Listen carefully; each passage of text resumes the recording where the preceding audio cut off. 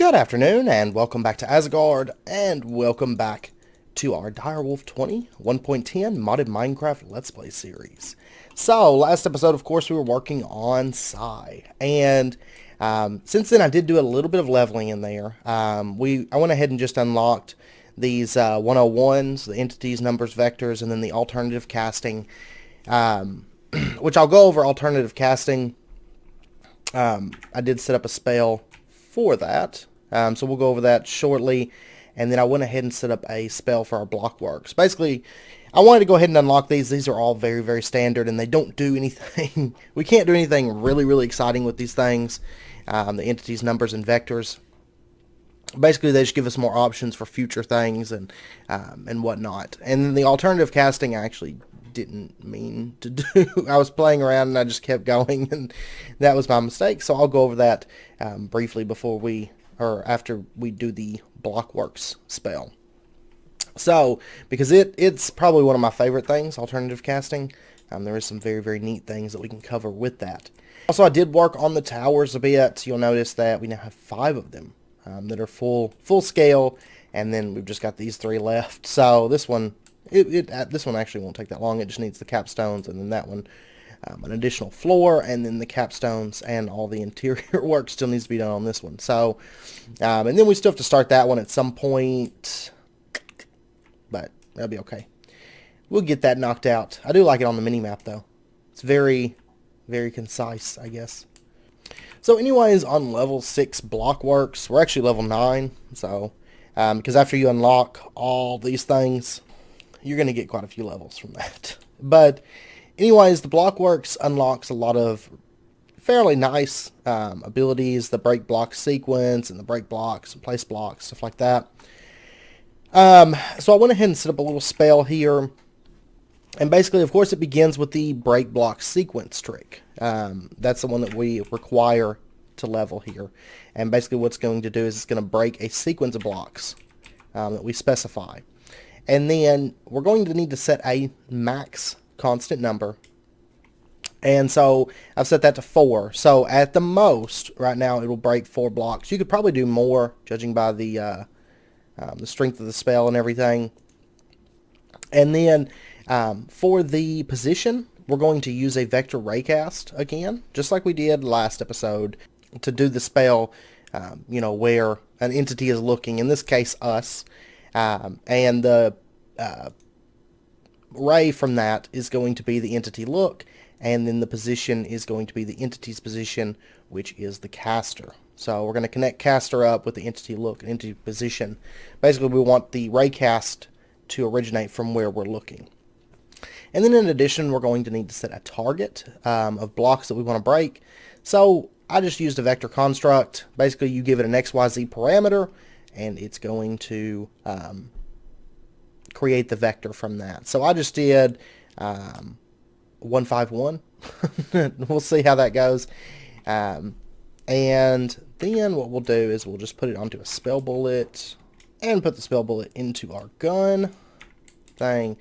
And now if we were to cast this, there we go. You'll notice that we can break blocks with it. Just like that. And we leveled up. And you'll also notice that if we were to change over, well, I don't have any of the explosion ones. Let me make a quick explosion spell and show you how this alternative casting works. And I'll tell you what, we're actually going to make a different spell bullet. I've got a projectile spell bullet. That's what I just shot out. So if you remember last episode, whenever I would cast a spell, if I looked at something and it exploded, it was instantaneous. There wasn't actually a projectile that went out or anything like that. It was just an instantaneous effect in the world. The projectile spell bullet actually shoots a projectile. And I'll go over the benefits of that in just a second whenever we set up a new explosion spell. So let me grab... And there's multiple different bullets here. There's loop cast, there's circle, grenade, charge spell, mine spell. Some of these, can we make? I can't remember. Yeah, we can make all of these. Okay. I couldn't remember if some of them were locked at the time. But grenade is actually a bit of fun for early game. So let me clear this out here. So what we can do is something like this. We have our trick explode with our constant, and then all we have to do is set the entity position to our focal point. And then what we can do is, let's put that in there. Now, I think there's a bug. I was trying this and with the grenade, and it doesn't work as intended. But you'll notice that we can fire this grenade that kind of arches, which is really, really cool. It is affected by gravity and everything. And then it'll kind of fizzle. That is a bug. Apparently, I was doing a bit of reading, and Voxel hasn't fixed this bug. Apparently, it's well known, but it's just not... it's not been bothered to fix in 1.10 so far. Where basically the grenade bullets will not ever activate. They'll just sit there. So it should theoretically explode, and you know, after it hits that, it should explode, but it's not. So, anyways, we'll set it to a different bullet real quick. So I've attached it to a projectile bullet, and so now if we were to fire it, pow, there we go. And so that's what alternative casting is. Instead of having that, you know, that instant effect that we've seen, like for example, this move mob spell. Oh yeah, I have it set to enemies. Well, anyways, you know how the last episode the stuff was instantaneous. Now, we can actually fire it off as projectiles. Pa-pow! Pa-pow! Oh, that's not strong enough to break wood. Okay. But we can dig with this. So, if we so desired, we could, of course, dig down with this. And it actually breaks stone. So, and of course, as we progress, that's going to even get stronger, and we can actually make this a legitimate mining tool, which is nice. But right now, the CAD's just really, it's too weak to do much of anything. So anyways, next if we take a look, we've just unlocked Metal Infusion. This is a major turning point in the mod. You'll notice that we still have a decent amount of things to go through, but Metal Infusion only unlocks one thing. It's the trick infusion. And what it's going to allow us to do is to infuse gold into Metal. Just like before we infused and created the dust, now we'll be able to make Metal. So let's go ahead and unlock this. And we'll go ahead and just make a really quick spell. So let's clean this out. And if I recall correctly, we don't have to add anything to this. You just throw trick infusion into the grid here, and we'll go ahead and say infusion, and we'll make it into a spell. So let's go ahead, we'll get rid of our, I guess our grenade spell. We'll throw that back into the gun. I'm actually going to throw this grenade bullet into there because it's about useless at this point, honestly. And then let's go ahead and grab ourselves a bit of gold, and we can just throw this onto the ground like before. Pow, infuse it, and we just got ourselves 64 Metal. So, very nice. And of course, this stuff is going to allow us to make some new types of CADs. Now, I will say that the ebony and ivory, we're not going to be able to make that stuff yet. So we're going to have to wait on that. But we will be able to make the overclocked CAD cores and many of the additional things that we were looking at before to upgrade our CAD. We can also... oh yeah, we don't have side gems yet. I was going to say we could also make the tools and stuff, but nope. My bad. We'll get into the armor and everything down the road, which is a very nice feature, by the way. Now, I will say that there is some nice building blocks. This is the point in the mod that I really like, because you have like the Metal blocks, the dark Metal plate, the bright Metal plates, and of course I like building. So, but just a heads up there. But if we take a look here, we have now leveled up again, and we have 3 choices once more. We have block movement, elemental arts, and movement advances. Now, I am going to go ahead and take movement advances.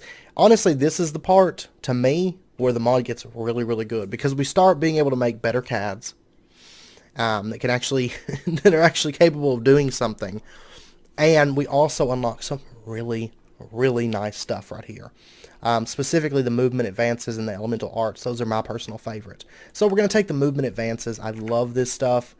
But before we do that, let's go ahead and get into using some of our psi metal. So if we take a look now, this old assemblies, we don't want those anymore. Basically now we can upgrade to the psi metal CAD assembly. So before we had a 70 efficiency and 100 potency on our gun. Now we have 80 efficiency and 250 potency. So major jump. It is very, very nice. So let's go ahead. We'll get our psi metal CAD assembly. And keep in mind that you never want more than one CAD in your inventory. It will not allow you to cast anything when you have more than one CAD. So just keep that in mind. Now there's also some new CAD cores. So basically you have either, you can either go for a 20 complexity and 3 projection, or 16 complexity and 4 projection.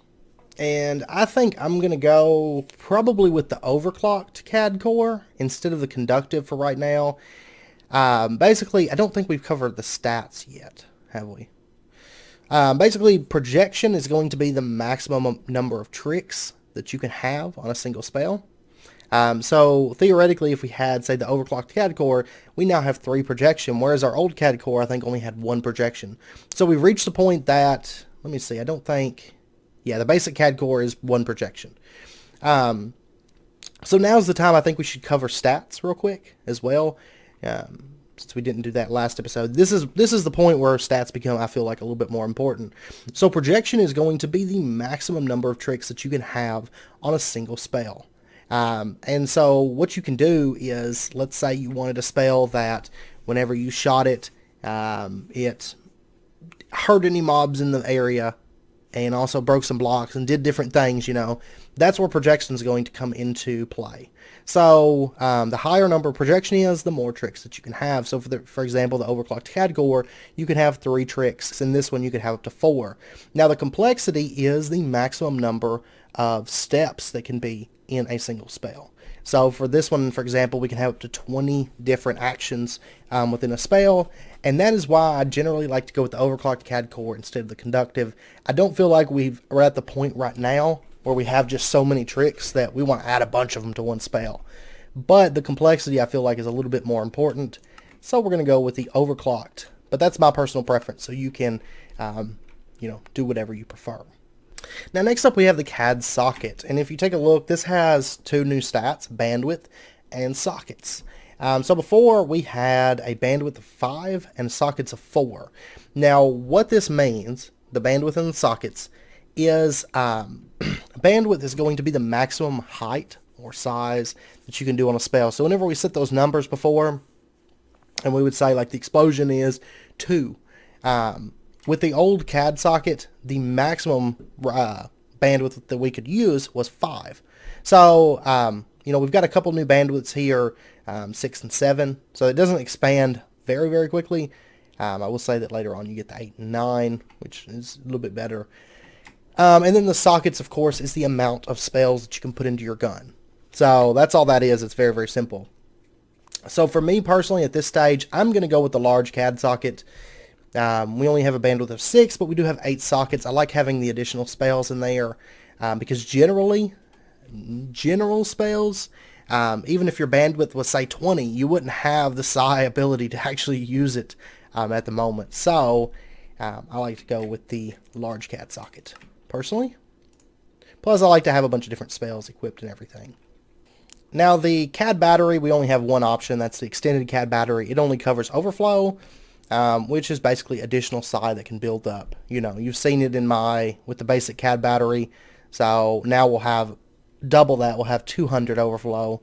So, for example, if we take a look here at this gun, you'll see that we have 2200 psi built up in the gun, but then we have an additional 100. So it just kind of gives you a little bit of an extra buffer per se. And then, of course, we have our colorizers. So can I make a purple cat colorizer? Yes, I can. And then we'll go over here and let's get this thing assembled. So we'll do our CAD assembly, our CAD core, our large CAD socket, our battery, and our CAD colorizer. So now we have this nifty new pistol. It looks a little bit more high-tech. And you'll notice here we have an 80 efficiency, 250 potency, 20 complexity, 3 projection, 6 bandwidth, 8 sockets, and 200 overflow. So I will definitely take that. I love this new gun, by the way. It's a little bit more spiffy, I think. There's some kind of a weird visual bug. Like right now, if I switch between these two, they're the exact same thing. But if I do that, then it changes over to this. Very, very odd. Of course, you're not supposed to have more than one cat equipped at the same time, so or in your inventory at the same time. So I guess that kind of negates the ability for me to say, oh, that doesn't work right, because we're not supposed to be doing that anyway. So anyways, we're going to go ahead and transfer our old spell bullets into this new gun. And we'll go ahead and throw our old gun in here in the My Inventory box. Now, in addition, one other thing that I want to show you from Psy is the spell drive. This thing is very, very handy because when you start dealing with a lot of different spells, of course, you're going to kind of want to fall back on those and everything. So let's say this infusion spell. If we were to take the spell drive and shift right click, you'll now notice that the spell drive is called infusion. And so then what we could do is we could clear out all of that, and we'll clear out the name and everything. And so if we came over here and we just right click this, I'm sorry, shift right click, my bad.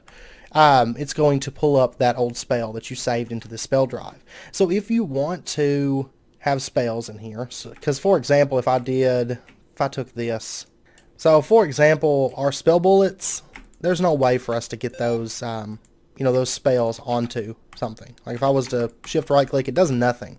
But the spell drive can bring up the old spell. So very, very handy if you want to save spells for later editing and stuff, which eventually you will get into some very elaborate spells, chances are, and you will kind of want to have those saved on a spell drive in case you want to make adjustments. Maybe you get a better cat, or maybe you decide you want to do something different with it. Those spell drives are pretty important. Once you get up to Psy Metal, I would suggest you make some of them if you start dealing with any elaborate spells. So next up, let's talk about movement advances. Awesome stuff. We need to make the blink spell in order to advance. Now you'll also notice that we unlock mass blink, mass add motion, and mass exodus. And so what these do, blink, if you've ever played, the game that comes to mind to me is World of Warcraft. But there was a spell in there that the mages would use called Blink, and I know there's been a few other MMOs in particular, and I think a few other games that have used the Blink ability, the Blink spell. And basically what Blink does is it's going to teleport you a short distance forward, which is of course handy for a myriad of reasons, because you're in battle, blink, and get out of battle. A creeper jumps up on you, blink, and you're away from the creeper, that kind of thing. Of course, blink is very, very handy. Now, mass blink is going to use blink on multiple entities. So basically, if you're like with a bunch of people, you want to blink everyone forward, you can use mass blink for that. Mass add motion is just like add motion that we had before, except you can do it on multiple enemies. It is very, very nice. So say you have a bunch of enemies around you, you can use that mass add motion and have it set to, per se, the entities in an area, for your vector locations, and you could add motion to all of those and like shoot them up in the sky, It can be very, very handy, especially with the better guns and stuff that we've been making.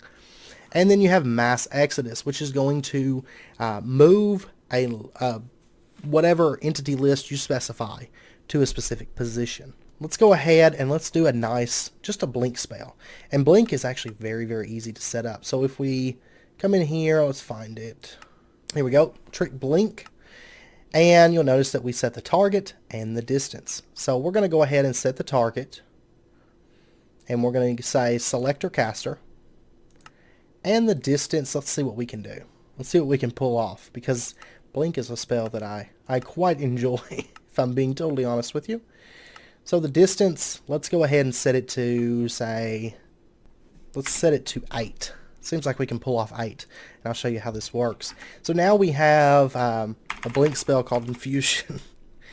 Let's say blink. And let's go ahead and just make a spell bullet. And I'm just going to use a standard spell bullet for the blink spell. I don't feel like we need a grenade version or anything like that for it. we'll go ahead and put it into our gun. Or put it into our bullet and then put it into our gun. So now we have the blink spell. Now this is when I start really liking Psi. That first part was, you know, you kind of get into all the boring stuff. You're like, oh, vectors and this and that.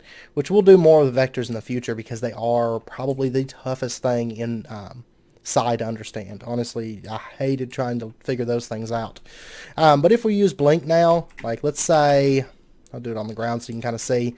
So I'm like in the middle of this tower and I blink forward and I've jumped up like that. And you can also use it while you're flying. Now, I will say that it kind of, you'll notice it kind of restarts your speed.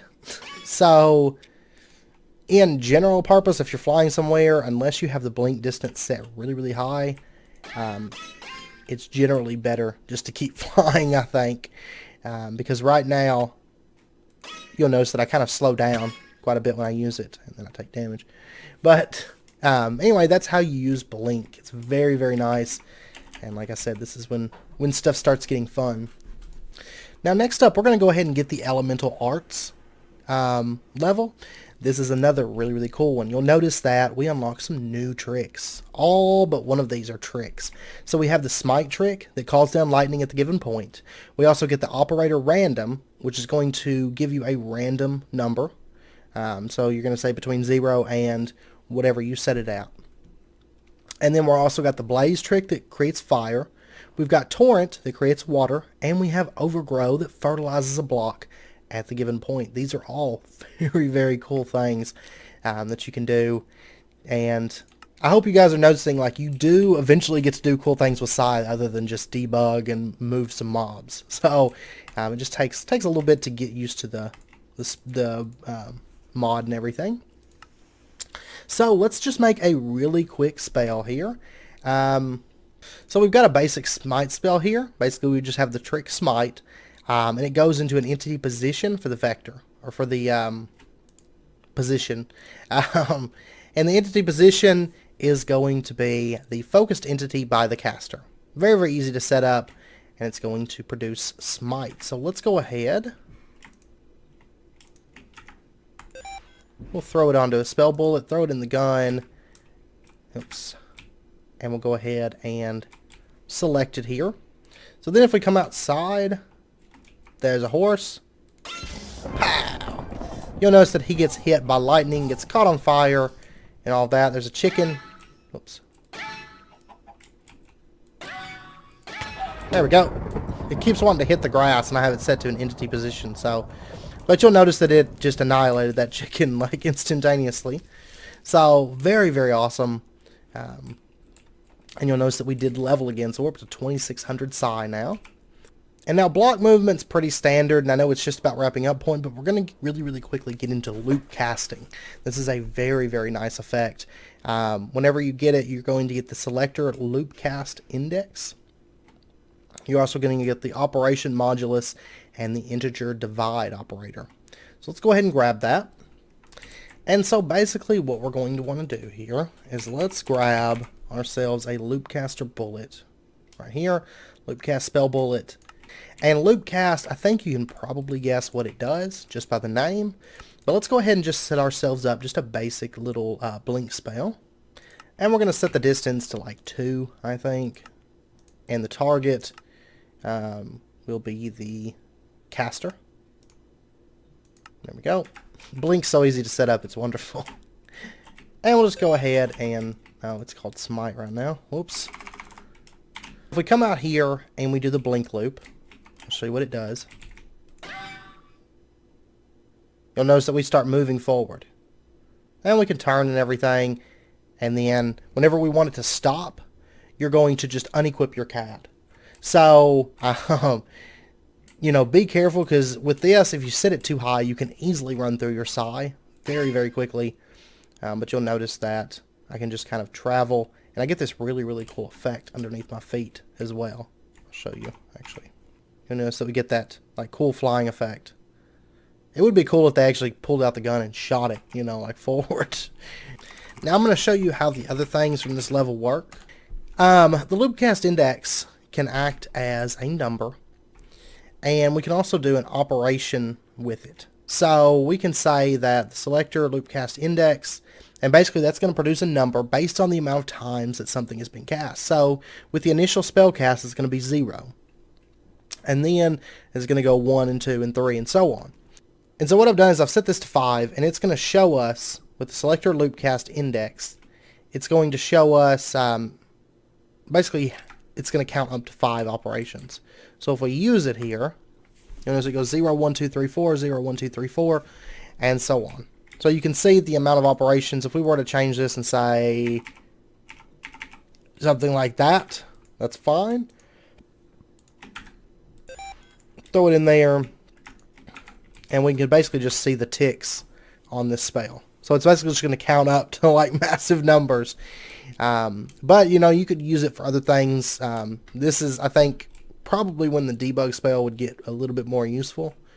When you can do things like that. And especially for like testing math and stuff for the later spells. But anyways, that will level you up, and then you can proceed. So anyways, I do believe, though, that it's just about wrapping up point.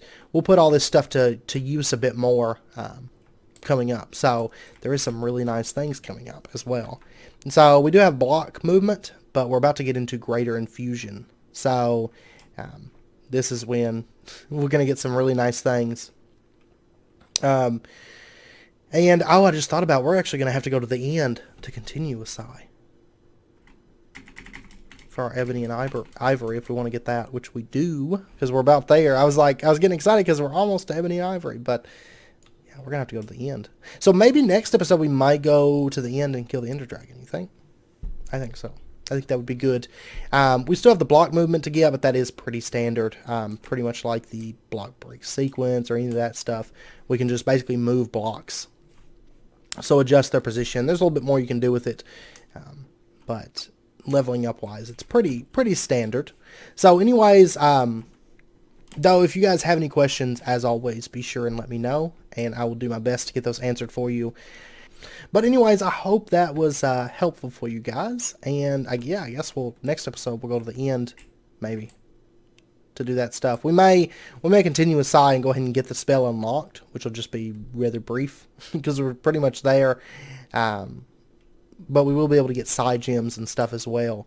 But to actually get our ebony and ivory, we are going to have to go to the end. So that's a thing. But yeah, so we'll plan for that next episode. A little bit of Psi and the Ender Dragon and all that good stuff. So I feel like we're, you know, I think we could take the Ender Dragon, honestly. So anyways, if you guys enjoyed it, as always, be sure and hit that like button. And go ahead and subscribe if you're not already for more daily videos. And as always, if you guys have any questions, don't hesitate to let me know. And I'll try to get those answered for you. And I hope you see that we're actually moving into some cooler things with Psi. There is some other really nice things coming up, like positive effects. You can do like speed and haste and strength and all of that. That's actually a really nice thing. If they added saturation to this list, I would be in heaven. So, and then we can get into the negative effects like wither, slowness, weakness, etc. And then before long, get into exosuit casting. And then the last thing you can get is IDOS manipulation, which is pretty cool. Pretty cool. So, anyways, we're definitely getting there with the mod, and we'll be covering some other cool things in the very near future. So, anyways, I hope to see you guys next time, and until then, as always, do take care and stay safe, and I hope to see you guys then.